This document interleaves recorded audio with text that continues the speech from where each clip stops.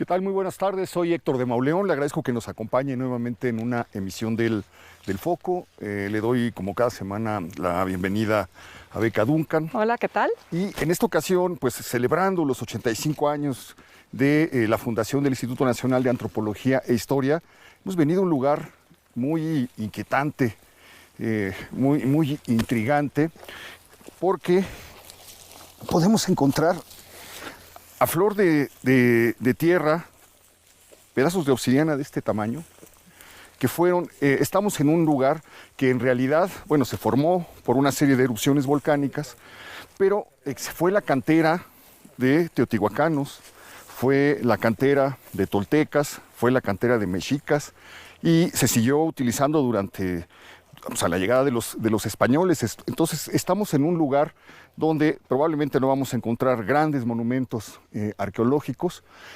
pero sí una historia que contar. ¿Te parece fascinante? No, es maravilloso. Además, pues cuando entendemos también lo preciada que era la obsidiana para estas culturas, realmente este sitio toma una importancia central en el altiplano de México, ¿no? Bueno, y en esa época de Mesoamérica, es realmente increíble. Pues ya con eso puedes hacer una navaja. Sí, se llama el sí. Cerro de las Navajas, Así donde estamos caminando. Nos acompaña la arqueóloga Yatzin Montiel. Ella ha sido estudiosa de esta zona, de esta región.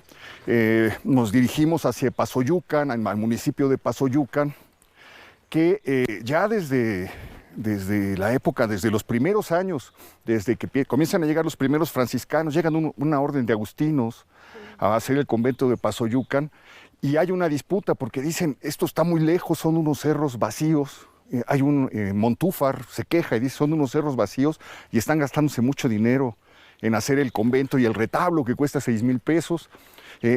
Queda la impresión siempre de que es un lugar apartado, de que es un lugar alejado. Dice la carta de Montúfar, nunca vivirán más de 2 frailes en ese lugar, pero encontramos una pequeña capilla franciscana que data de los primeros años, arqueóloga. Así es, del siglo XVI, justo este es uno de los hitos o edificaciones de la orden franciscana que pues nos hace constar la presencia y la importancia que había, ¿no? Si bien mencionaban que eran algunos cerros inhóspitos, pues para la sociedad mesoamericana este espacio fue muy importante, una fuente de aprovisionamiento de un material elemental, principalmente para la milicia, también pues para cuestiones de medicina, ¿no? Rituales, incluso domésticos. Entonces, el haber encontrado este espacio, que evidentemente está colapsado, después fue intervenido y restituido,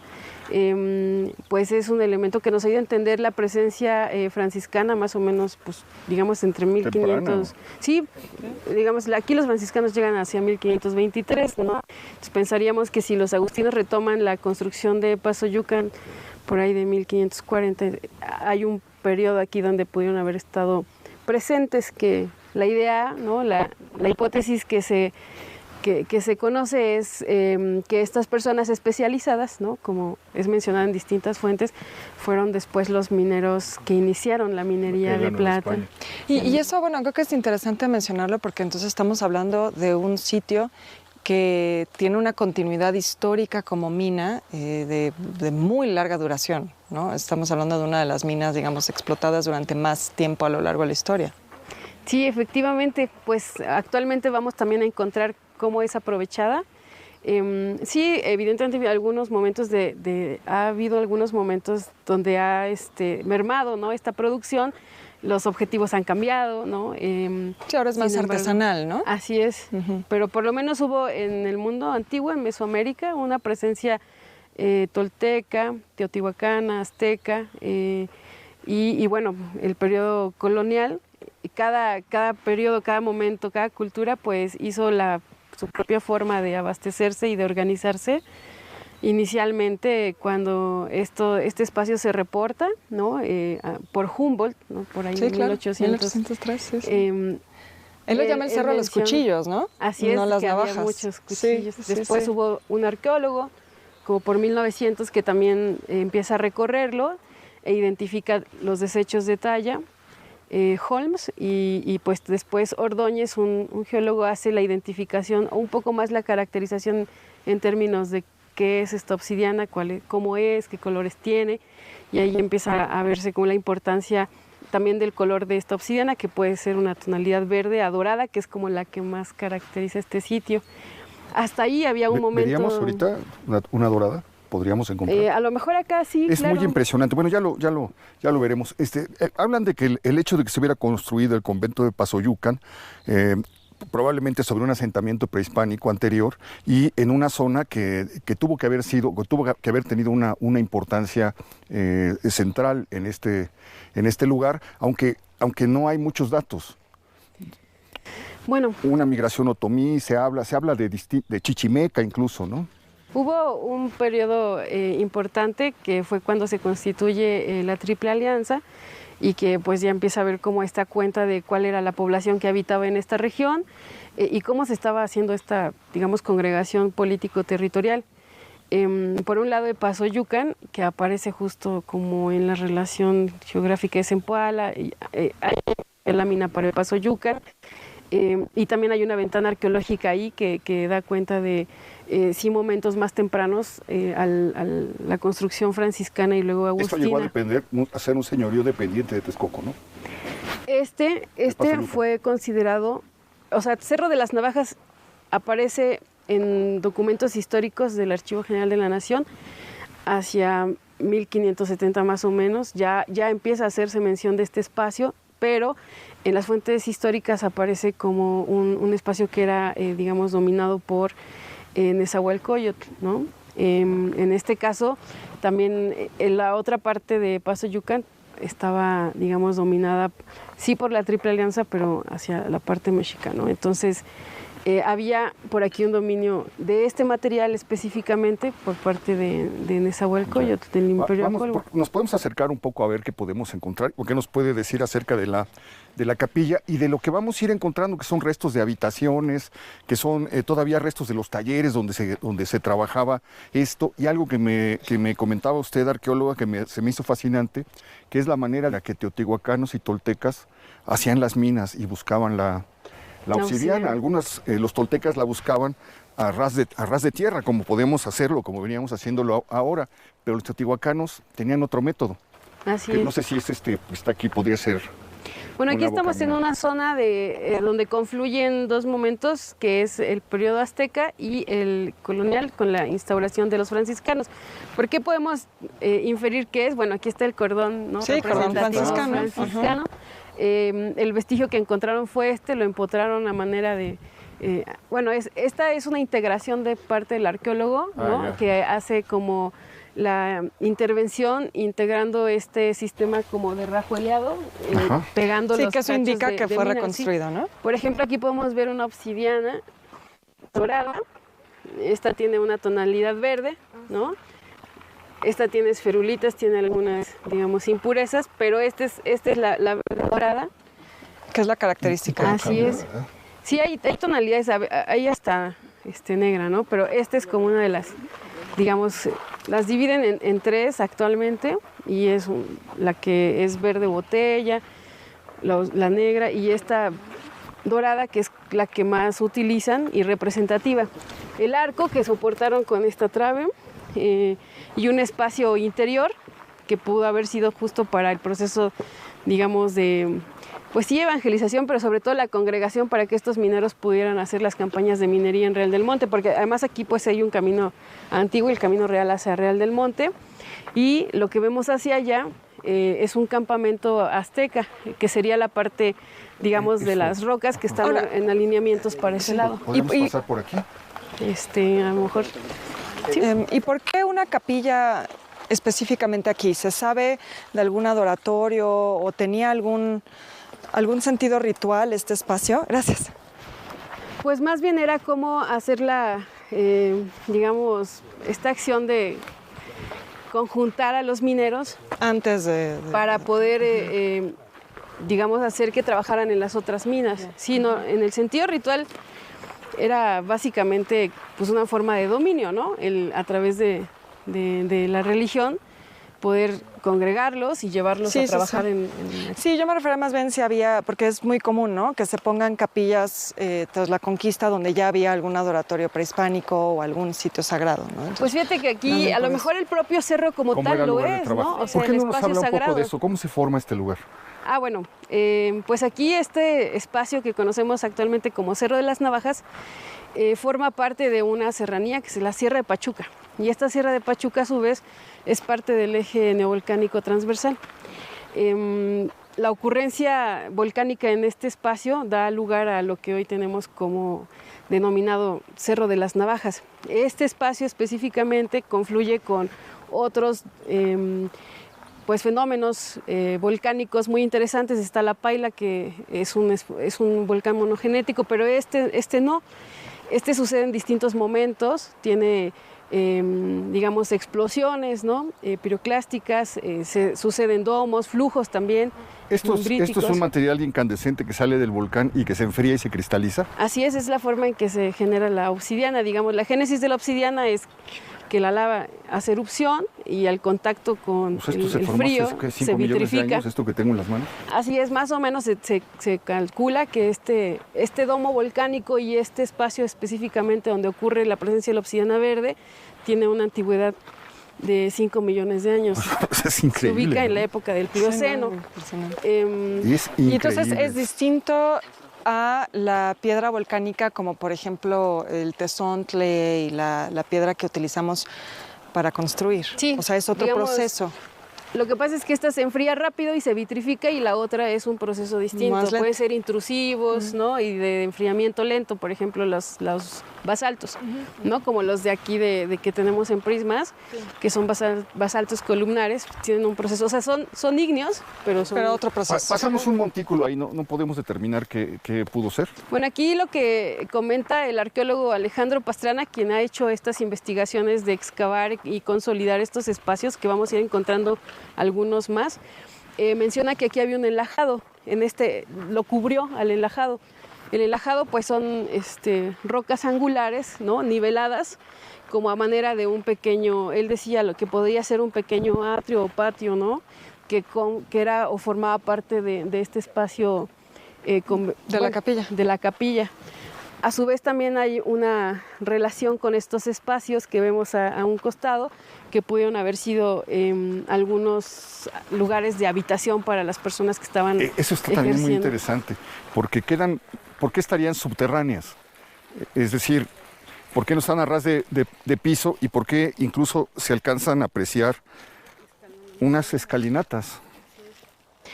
Pues algunas de las formas en que estaban acostumbrados a vivir, ¿no? A lo mejor en el mundo occidental, y también un poco la protección hacia pues las inclemencias del tiempo en este espacio. Bueno, justo ahora estamos sintiendo el viento, ¿no? Sí. O sea, es para guarecerse, para el frío. Así es.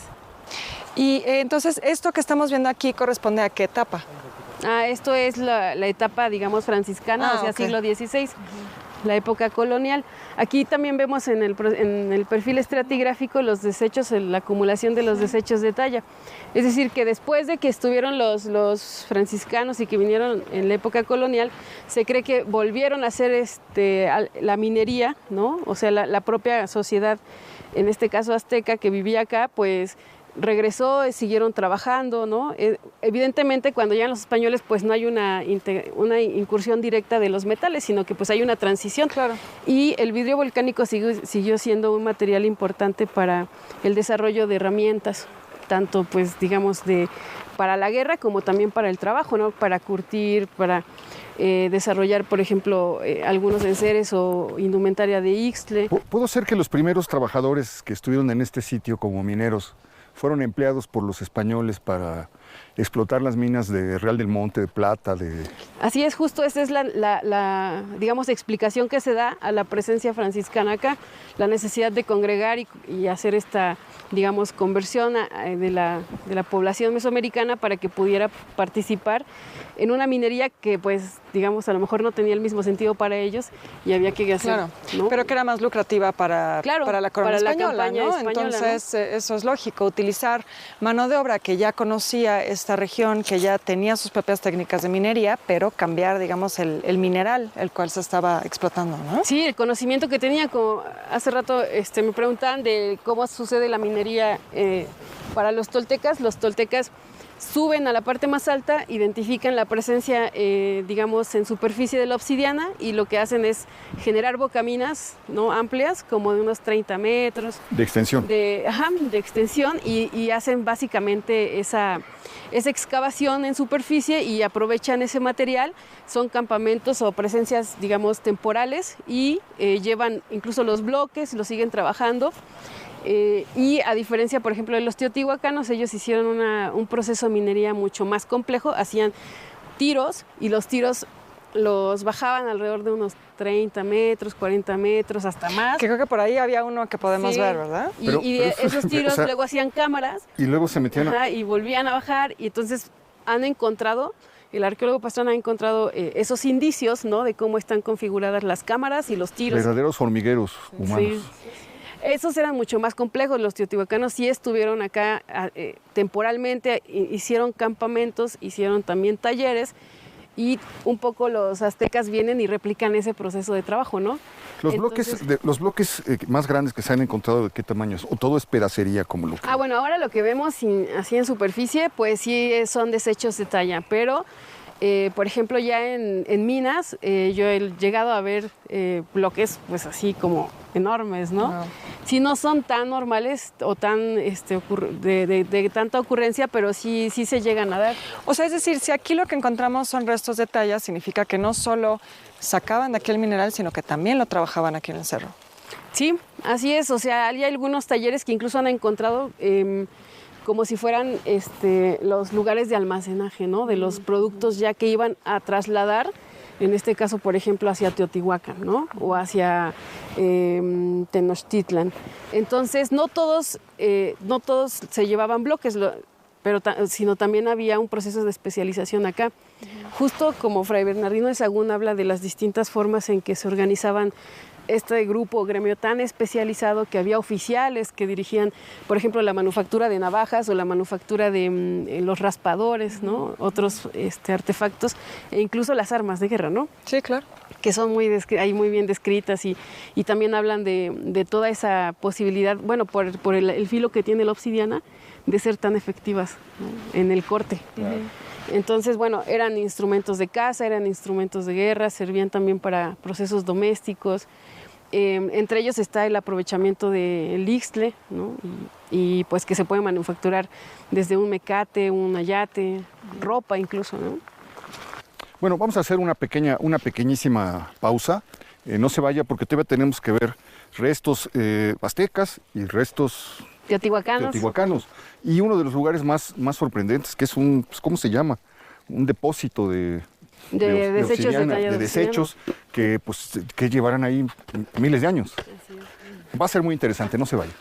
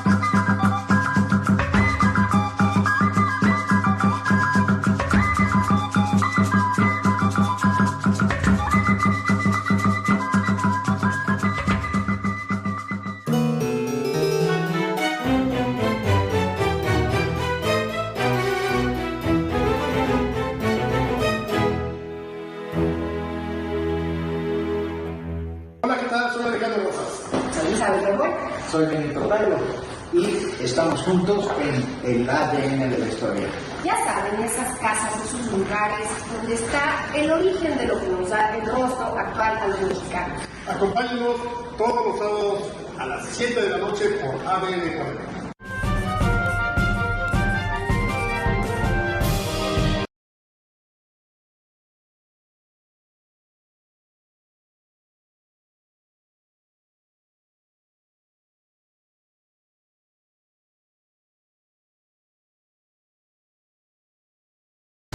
Te acompañamos todo el año.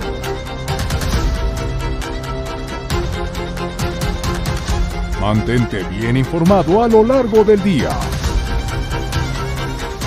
En tus espacios favoritos. Somos tu central de noticias de confianza.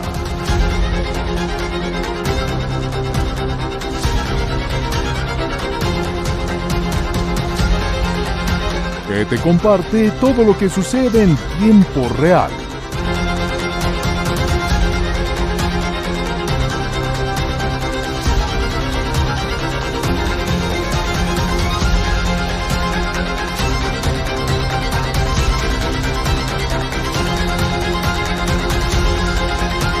ADN 40. Siempre conmigo.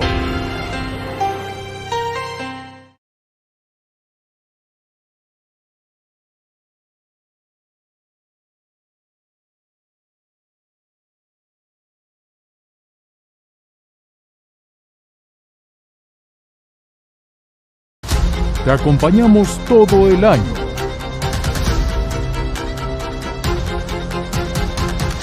Mantente bien informado a lo largo del día. En tus espacios favoritos. Somos tu central de noticias de confianza.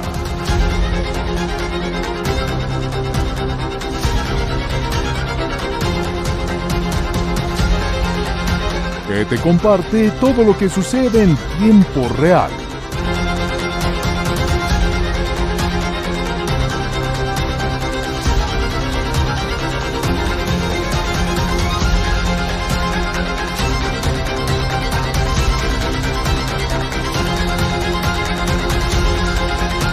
ADN 40. Siempre conmigo.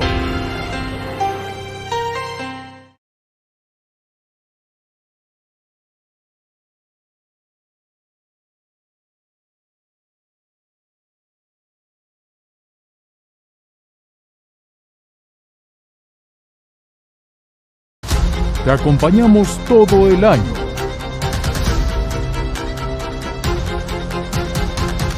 Mantente bien informado a lo largo del día.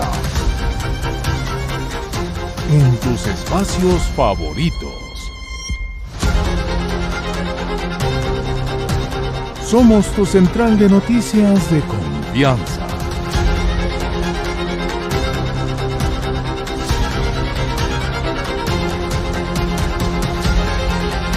Que te comparte todo lo que sucede en tiempo real.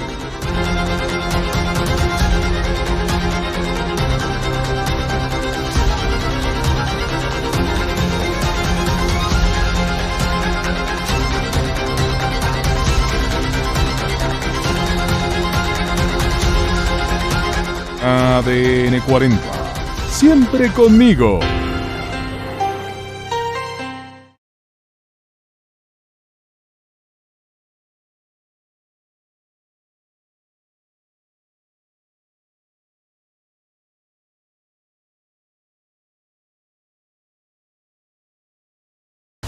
Te acompañamos.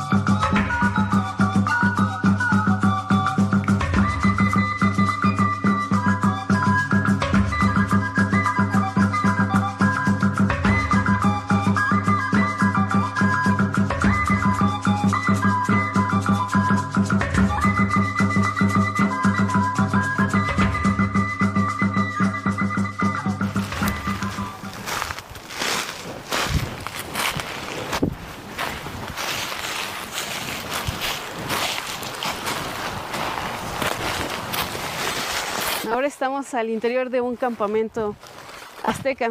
Pueden ver, está delimitado por sus 4 paredes y presenta un acceso. Por lo general, el espacio interior era el espacio dormitorio, que en algunas ocasiones seguían trabajando, ¿no? Lo que nos ayuda a diferenciar si era el espacio de taller o campamento, principalmente tiene que ver con algunos de estos espacios que pueden configurar como un fogón, o en su caso también han encontrado algunos lugares donde... ¿Altares? Así es, donde ponen como una tipo mesita y dejan sobre todo incensarios. ¿Por qué sabemos que es azteca? Bueno, pues aquí hubo presencia, digamos, cuando excavan, el tipo de material o cerámica y también la forma en que tallan y los productos que generan, ¿no? ¿Esto sirvió para formar una pieza? No, por ejemplo, es un bloque intemperizado, tiene pues impurezas, no es tan bueno, entonces realmente es un material de descarte. Lo que vamos a encontrar en su mayoría es material de descarte o ya la basura, ¿no? El desecho. Ahora, entonces nos dices que han logrado identificar campamentos mexicas o presencia tolteca, etcétera, porque traían consigo piezas de cerámica. Algunos tenían justo asociadas sus materiales cerámicos con los que por un análisis tipológico podemos hacer esas filiaciones culturales. Claro. En realidad, la excavación en un sitio como este, donde hay bastante material de desecho y la estratigrafía, como ven, ¿no? en su mayoría son estos desechos de vidrio, es compleja, ¿no? El arqueólogo pues menciona la dimensión que tiene, de tiempo que tiene que invertir para poder hacer el descarte material, pero cuando llega a encontrar esta cerámica, pues justo es como el indicador que nos ayuda a hacer esa filiación. También hay otro tipo de posibilidades de fechamientos. Sin embargo, pues la cerámica es lo más simple, o la forma más directa. Claro, y a través de los estilos, ¿no? El tipo de cerámica ya pueden determinar a qué cultura pertenecen, ¿no? Hace un tiempo justo cuando estaba haciendo el proceso de investigación aquí, estaba haciendo una prospección geofísica y él estaba excavando en un sitio y me mostraba cómo en menos de 20 centímetros está lo azteca y también hay presencia teotihuacana, ¿no? Entonces decíamos, bueno, o sea, es muy poco, ¿no? El depósito y muchísima historia la que ha confluido acá. Claro, para que podamos hablar de toltecas a mexicas tuvieron que pasar por lo menos medio milenio. Sí, hay, bueno, una periodización, están primero los teotihuacanos, luego los toltecas, luego los aztecas. Ya los aztecas pues obviamente estuvieron hasta el periodo del contacto, cuando llegan los españoles, y lo que se infiere por la cuestión, digamos, estratigráfica es que hubo nuevamente, o sea, aunque hubo una incursión de la campaña franciscana, también siguió habiendo explotación por estas comunidades, que además pues pertenecían a lo que les comentaba, ¿no? Al imperio de Nezahualcóyotl. Porque fue un proceso también el de la conquista y de la colonia, o sea, digamos, simultáneamente seguían coexistiendo. Sí, claro, sí, y siguieron haciendo grupos, ¿no? Las mismas cosas como las sabían hacer, hasta que hubo pues obviamente un proceso de cambio en la cultura material, ¿no? Claro. Que eso es muy interesante porque si pueden ver en esa parte de las habitaciones subterráneas veíamos desechos de talla arriba, o sea, quiere decir que hubo un momento posterior que siguieron haciendo la explotación. Aún con la instauración española acá. Claro, es que a veces se nos olvida que fue un proceso muy lento, ¿no? Pensamos en la toma de Tenochtitlan, ¿no? La caída de Tenochtitlan en Tlatelolco y ya, estamos conquistados. Y de repente todo el siglo siguieron pasando cosas. Exactamente. Este es un tiro, como que les mencionaba de las campañas teotihuacanas, que son tiros profundos, cámaras. ¿Esto era como lo hacían? ¿Bajaban cuántos metros? Pues ahí no, por ejemplo, a mí me ha comentado el arqueólogo que hay tiros hasta de 40 metros. Ok, y luego se metían bajo la tierra. Sí, hay cámaras, ¿no? Generan, digamos, tiros horizontales, verticales, generan cámaras, ahí llevan el material, como digamos ¿Y bajaban con excavan. ¿Cuerdas? Sí. Incluso en algunos casos hay como oquedades labradas donde al parecer llevaban escaleras y también dejaban algún tipo de cera para alumbrar o alguna trementina de la misma que emana de aquí del pino para poder hacer luz, ¿no? Y poder ver hacia el interior. Entonces, ¿esto es, perdón, mexica o teotihuacano, estos tiros? Este tipo de tiros son teotihuacanos. O sea, son los que son así. Sí. Y los aztecas aprovecharon el trabajo de cómo lo hacían los teotihuacanos. Los toltecas fueron un poco más, como les mencionaba, en superficie, Sí. como más prácticos, ¿no? En el sentido de ir a lo que ellos observaron. Y la presencia está hacia la zona, digamos, de mayor altitud, que es donde se encuentra la ocurrencia en la obsidiana en superficie, que ahora lo único que vamos a ver son como estos grandes bocaminas, ¿no? Claro.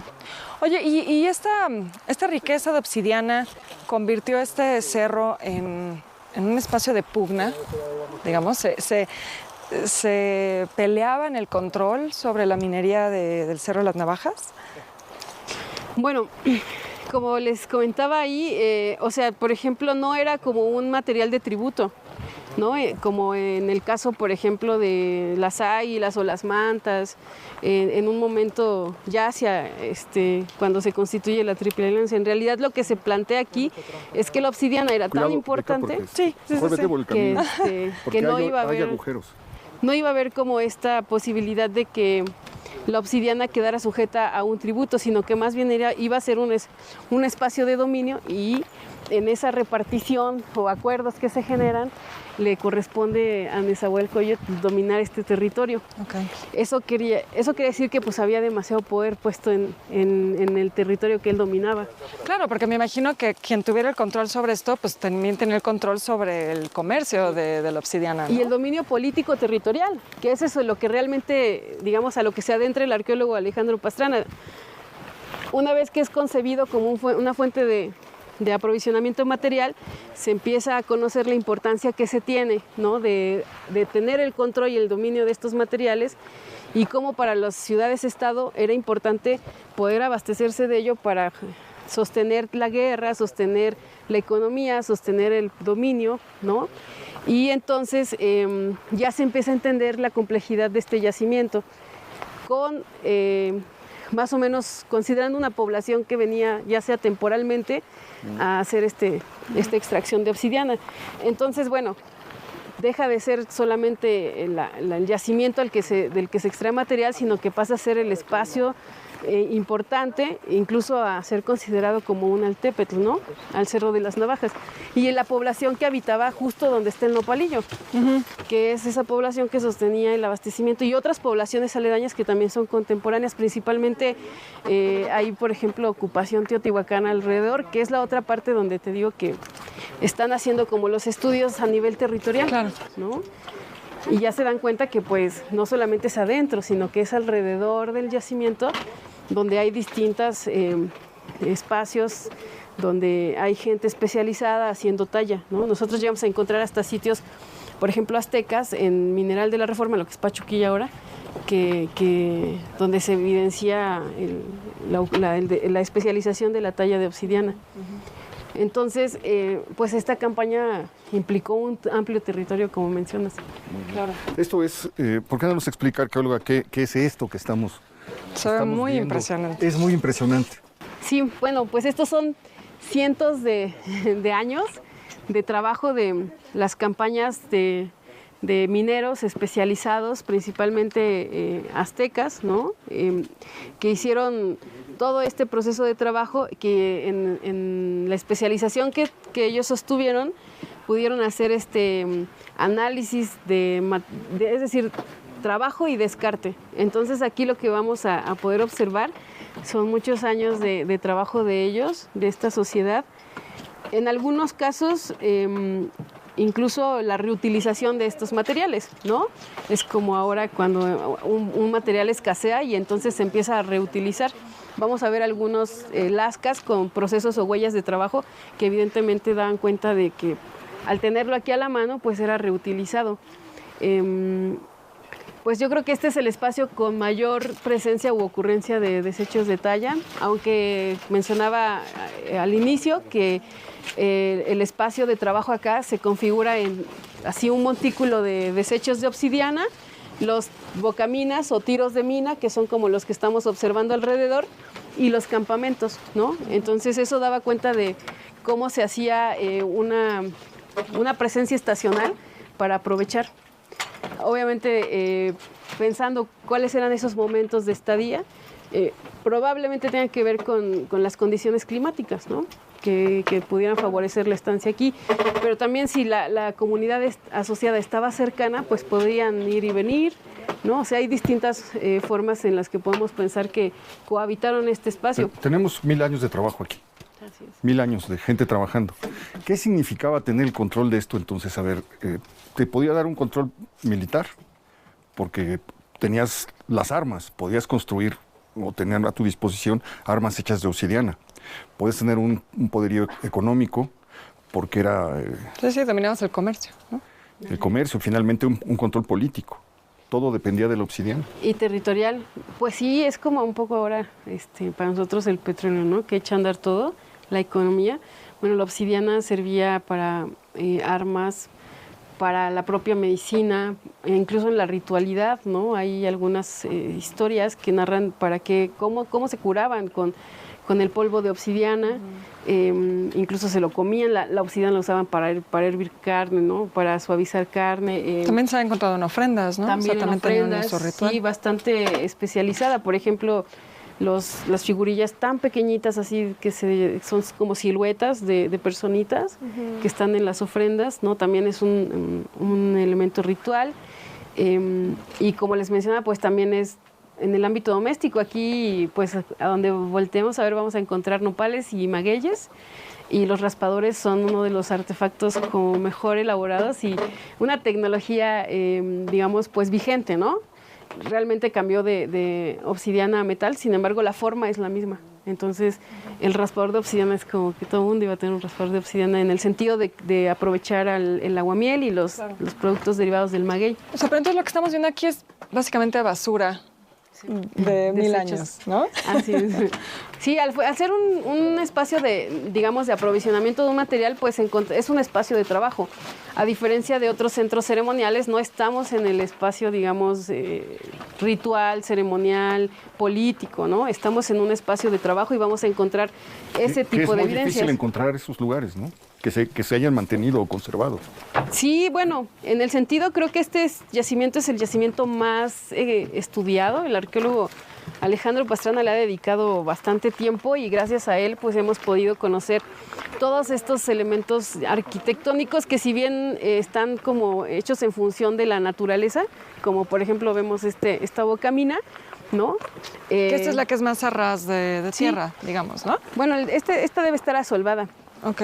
Las otras eran mucho más grandes, pero es el aprovechamiento de la naturaleza, pero sí con la modificación de la presencia humana y pues por ende alguna arquitectura, por modesta que sea, pero que da cuenta de cómo ellos buscaron tener la comodidad y el confort para desarrollar su proceso de trabajo, que además era especializado.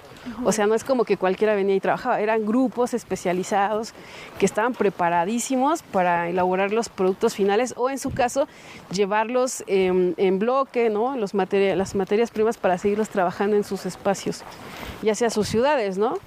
Teotihuacán, Tenochtitlan, Tula, o los espacios que, como les comentaba, que había mapeado el arqueólogo Esterpone y que habla de cómo es un complejo territorial, como político territorial, no es simplemente el yacimiento de obsidiana, sino es todo un complejo de espacios que están sosteniendo a esta extracción.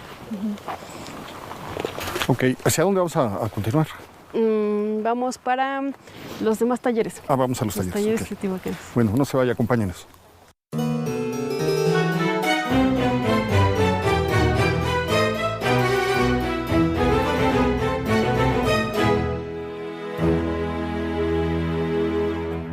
Hola, ¿qué tal? Soy Alejandro Rosas. Soy Isabel, soy Benito Pablo y estamos juntos en el ADN de la historia.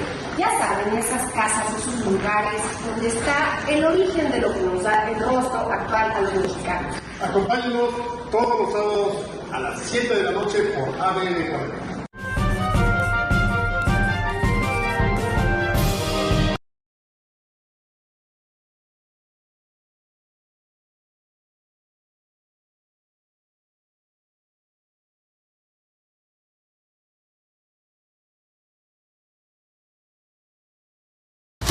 Te acompañamos todo el año.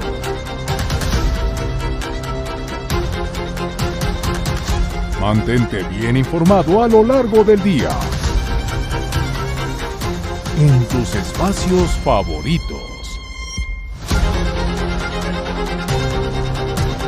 Somos tu central de noticias de confianza.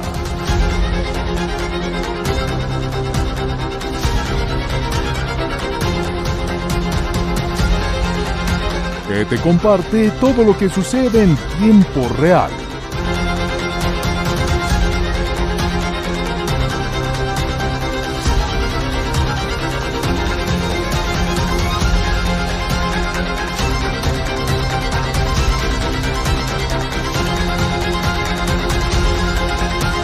ADN 40. Siempre conmigo.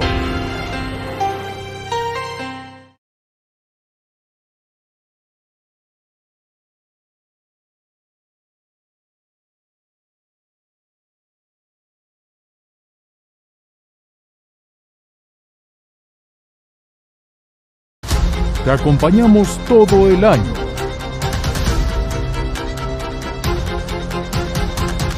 Mantente bien informado a lo largo del día.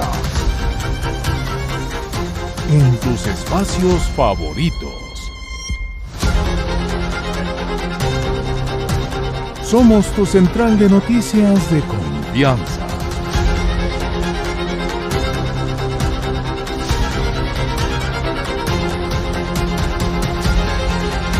Que te comparte todo lo que sucede en tiempo real.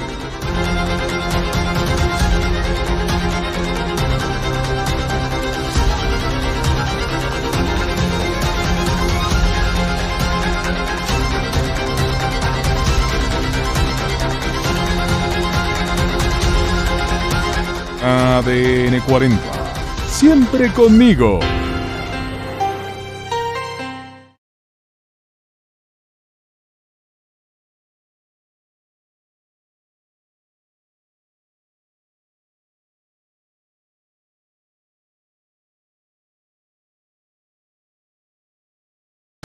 Te acompañamos todo el año.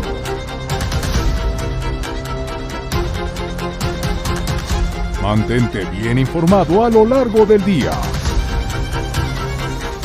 En tus espacios favoritos. Somos tu central de noticias de confianza.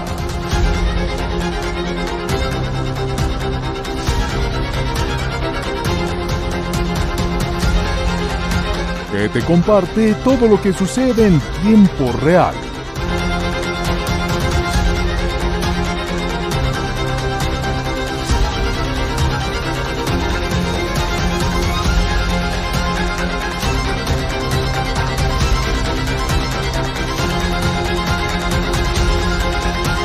ADN 40. Siempre conmigo.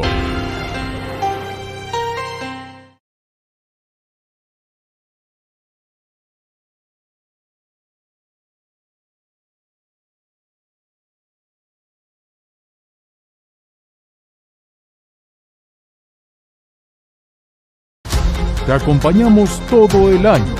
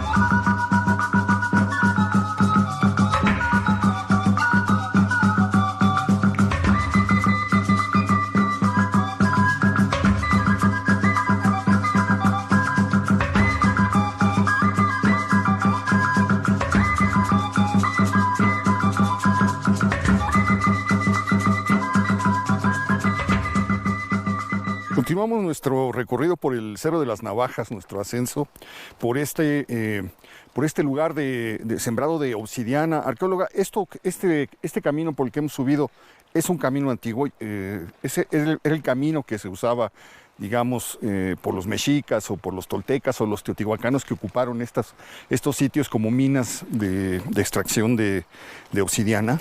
Pues es una pregunta demasiado linda pensar que efectivamente este lugar, más que una fuente de aprovisionamiento de material, justo significó para las sociedades un espacio donde habitaron y donde desarrollaron su cultura. Debieron haber tenido caminos para comunicarse. Creo que más bien está como partiendo de esta unidad que está conjunta. Ajá, no debió existir, ¿verdad? No. Pero lo interesante aquí es poder ver cómo estos elementos arquitectónicos, este de acá es más grande que el que vimos anteriormente y está delimitado, tiene el acceso. Al interior no observamos como estos elementos que les comentaba para generar fuego, o sea, los fogones o tlecuiles. Esto es mexica. Pero esto es teotihuacano. Teotihuacano. Ajá. Aquí pareciera ser un espacio dormitorio. Es más amplio y en el caso de los espacios aledaños vamos a poder encontrar otro tipo de elementos arquitectónicos, como por ejemplo sí ya la presencia del fogón, ¿no? Pensemos que si aquí vivía un grupo de especialistas haciendo sus artefactos de obsidiana, habitaban, dormían aquí, cocinaban allá y trabajaban en las bocaminas que estaban asociadas a estos espacios. Entonces, aunque pareciera que ahora todo está como, digamos, sin orden o revuelto y que todo está cubierto por basura o desechos de talla, pues no. Evidentemente tenían un proceso de ordenamiento para poder tener ese confort del trabajo y también de la habitabilidad, porque pasaban tiempo acá en el proceso de especialización. A diferencia del otro, por ejemplo, ya presenta la definición del fogón, ¿sí? Esto es muy interesante. O sea, pues la arquitectura es muy similar, sin embargo, empiezan a integrar elementos para justo definir el uso de los espacios o las áreas de actividad. Un espacio, digamos, de alimentación, un espacio dormitorio o un espacio de aseo pudiera ser, como aquel lugar así para acá. Este es como un temazcal, ¿no? Sí, es lo que propone el arqueólogo Pastrana.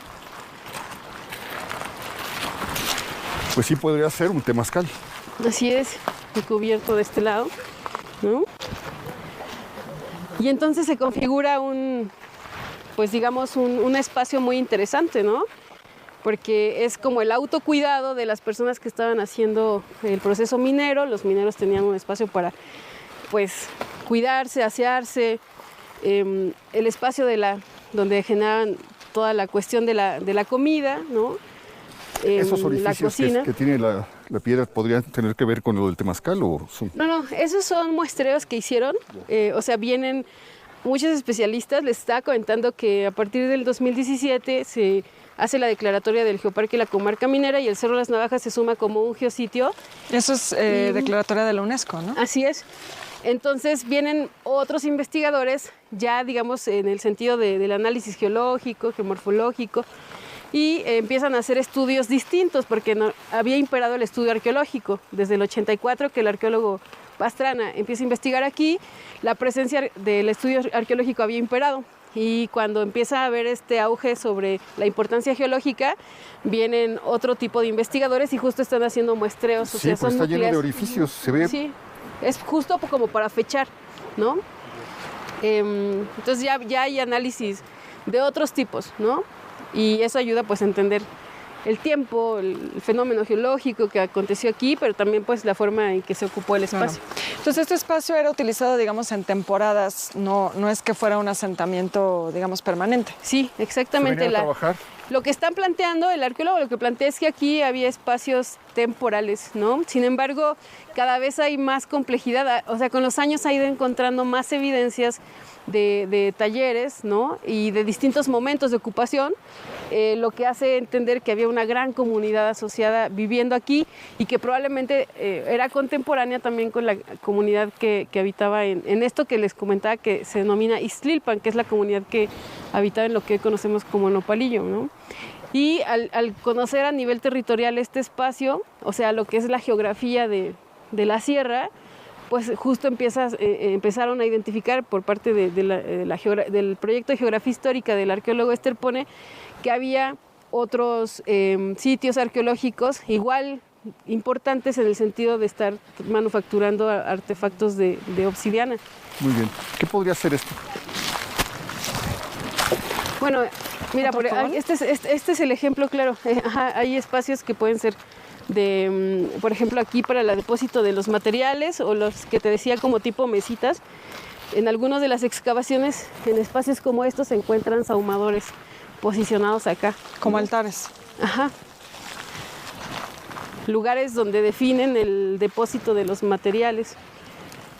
Incluso platicábamos, bueno, él me comentaba, ¿no?, de las posibilidades de que los productos finales tuvieran como este momento de hacer como una ofrenda, un ritual, ¿no?, por haberlos terminado, manufacturados. Sí, es que no me dejo de sorprender, de verdad. Es que sí, todo lo que uno encuentra, ¿no? Es increíble que esté esto a flor de tierra.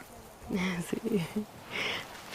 Y bueno, ya son desechos, pero sí, evidentemente ahí hay huella de cómo se extrae la lasca, es una lasca, ¿no?